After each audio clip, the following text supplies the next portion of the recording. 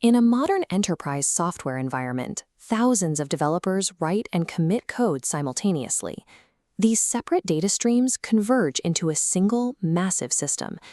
When a system operates at this scale, a single broken line of code can cascade and crash the entire global network. To prevent that, engineering teams isolate specific functions into microservices. If an engineer named Sarah needs to update the payment gateway, she works exclusively on that specific service, running on Node.js. Node.js is a runtime environment that allows developers to execute JavaScript code on a server. She updates the payment gateway without touching the rest of the application. Isolating developers into these distinct microservices ensures that a single team can ship an update without triggering a system-wide blackout. But isolating the code only solves half the problem. Sarah might write a feature that runs perfectly on her local laptop, only to watch it instantly fail a moment she uploads it to a production server. These deployment failures usually stem from hidden discrepancies in the underlying environments. The production server might be running a slightly different operating system, or it might be missing a specific system library that Sarah's laptop had installed by default. To fix this, Sarah writes a Docker file.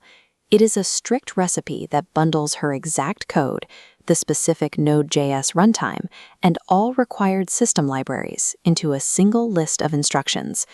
These layers are packaged together into a single Docker container. Once built, its internal environment is immutable and permanently sealed.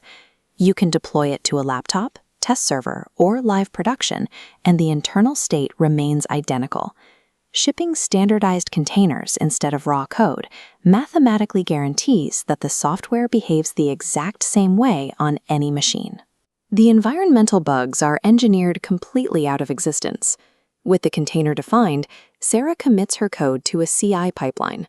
A continuous integration pipeline is an automated set of scripts that tests the code and builds the new Docker image. Historically, deployment architectures granted that external CI server the security credentials needed to push the new code directly into the live production database. If an attacker compromised the CI server, they gained immediate authorized access to the live environment. The GitOps framework reverses this logic. Instead of touching the live server, the CI pipeline simply updates a text file stored in a highly secure, isolated Git repository. Under GitOps, the live production environment acts as an impenetrable walled fortress. It actively blocks all incoming deployment commands originating from external sources. To get the code inside, the system relies on an internal agent called Argo CD. Argo CD is a declarative delivery tool that lives securely inside the cluster and constantly monitors the external Git repository for any version changes. This diagram illustrates the pull mechanism. Argo CD identifies the updated Git text file, reaches outward, grabs Sarah's new container, and pulls it safely inside the perimeter. Decoupling the code-building pipeline from the live deployment environment neutralizes the risk of external credential theft. A compromised CI server can no longer breach the live system. Once the container is safely inside, Argo CD hands it off to the Kubernetes control plane. The Kubernetes control plane is the core orchestration layer that decides where and how containers run across a cluster of physical machines. In older systems, updating an application meant shutting down the active server to boot up the new one, actively dropping live user sessions and payments in the process. Kubernetes uses a rolling update. A new node spins up alongside active, older nodes, verifying its own health before taking on live traffic. Kubernetes sequences the transition, selectively destroying old containers only after verifying the new ones are actively processing traffic. Using lightweight containers alongside algorithmic orchestration guarantees that you can deploy updates to millions of concurrent users with zero downtime. Deploying the code is a singular event, but running the software is a continuous process. Over time, the physical hardware supporting these systems inevitably degrades. A power supply can short out, or a memory bank can fail, instantly crashing the physical server currently hosting Sarah's live payment container. Beyond hardware failure, there is the threat of configuration drift.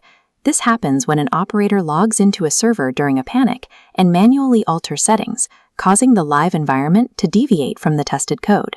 To counter this, modern systems enforce a declarative state. This is a strict systemic law requiring the live environment to always perfectly match the static text blueprint stored in the Git repository. Deployments are no longer a one-time push. They require an infinite, continuous effort to enforce a specific architectural reality against the physical chaos of the real world. This diagram illustrates the continuous reconciliation loop. Argo CD and Kubernetes constantly compare the live cluster against the Git blueprint. When a discrepancy is found, Kubernetes acts immediately. It terminates the tampered pods and spins up fresh containers, restoring the exact declarative state.